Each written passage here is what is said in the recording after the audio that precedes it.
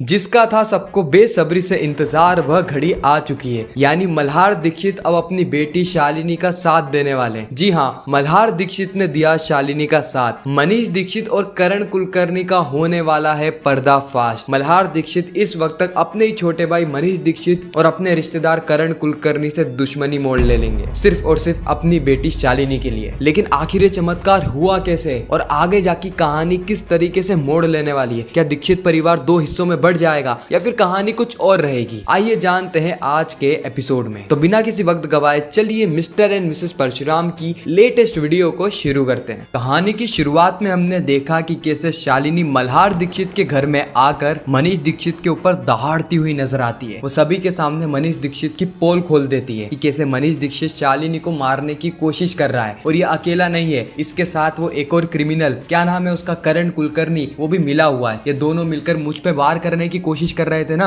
लेकिन इन दोनों को शायद पता नहीं है कि शालिनी के साथ ऊपर वाले का हाथ है। गणपति बापा ने हमेशा से ही मेरा साथ दिया है और आज अगर मेरा चिंटू सुरक्षित है तो केवल और केवल गणपति बापा के चलते। लेकिन हाँ, ये शालिनी आपको छोड़ेगी नहीं। करण कुलकर्णी और मनीष दीक्षित, तुम दोनों को मैं ऐसा सबक सिखाऊंगी, ऐसा सबक सिखाऊंगी कि तुम्हारी साथ पुश्ते भी याद रखेगी। शालिनी इस वक्त दहाड़ते हुए वहां से चली जाती है और मनीष दीक्षित के पांव तले भी जमीन खिसक जाती है। वो इतना डर जाता है, इतना डर जाता है कि वो अपनी बेटी को कॉल करता है और कहता है, आराध्या, आराध्या तुम ठीक तो हो ना, तुम सुरक्षित रहना, तुम्हारे साथ कुछ भी होगा ना तो तुम्हारा पिता बर्दाश्त नहीं कर सकता। आराध्या कहती है कि डैड हुआ क्या है, आप इतने ज्यादा घबराए हुए क्यों हो? मनीष दीक्षित कहता है कि मैं कुछ नहीं होने दूंगा, तुम्हें भी कुछ नहीं होने दूंगा और कबीर को भी कुछ नहीं होने दूंगा। जब तक तुम्हारा पिता जिंदा है ना तब तक तुम और तुम्हारा सुहाग दोनों ही सुरक्षित रहेंगे। इतना कहकर वो कॉल को काट देता है। आराध्या को तो समझ में ही नहीं आता कि ये पिक्चर क्या चल रही है। कभी तो डैड का आत्मविश्वास चांद पे होता है तो कभी सड़क पे होता है। खैर, उसके बाद सबूतों और गवाहों को मिटाने के लिए मनीष दीक्षित दिमाग में ही प्लान बनाता है कि वो क्या कर सकता है। फिर उसको समझ में आता है कि शालिनी को गाड़ी के बारे में पता लग गया, गाड़ी के नंबर के बारे में पता लग गया, जिस लोकेशन पे गाड़ी खड़ी है वो भी पता लग गया, जिस कंपनी के नाम पे गाड़ी है वो भी पता लग गया और ड्राइवर के बारे में भी पता लग गया। लेकिन एक चीज है जिससे यह केस पूरी तरीके से घूम सकता है और वो है ड्राइवर। अगर मैंने ड्राइवर को ही निपटा दिया तो फिर कोई भी चश्मदीद गवाह बचेगा ही नहीं और मनीष दीक्षित को कुछ नहीं हो सकता। ड्राइवर बाबू, तुम्हारी मौत की घड़ी करीब आ चुकी है। यानी मनीष दीक्षित पूरी तरीके से तैयार हो जाता है ड्राइवर को ऊपर पहुंचाने के लिए। पहले तो ये खुद ही लोगों को तैयार करते हैं और बाद में उसी की ही बलि चढ़ा देते हैं। इस तरफ शालिनी के पीछे भी गुंडे पड़ जाते हैं। मतलब रास्ते चलते शालिनी की जिंदगी में परेशानी आए जा रही है, लेकिन वह उन गुंडों का सामना करती है, वह उन गुंडों को मारती है, उन्हें सबक सिखाती है और यह बात साबित कर देती है कि अकेली नारी भी अपने आत्मविश्वास और अपने बल के दम पर कई सारे गुंडों से लड़ सकती है। लेकिन इसके बाद वापस से शालिनी की जिंदगी में वही समस्या आ जाती है कि वो करे तो करे क्या। ये विक्की शर्मा बार बार घर में घुसे जा रहा है, बार बार शादी की बातें कर रहा है और इतना ही नहीं, इसने तो शादी का कार्ड भी छपवा दिया और मेरे मायके में भी पहुंचा दिया और अब वही कार्ड सोशल मीडिया पे ट्रेंड कर रहा है कि कैसे एक लड़की ने सबसे पहले तो अपने पति को धक्का देकर मार डाला। मतलब पहले तो गोली चलाई, वो भी एक नहीं दो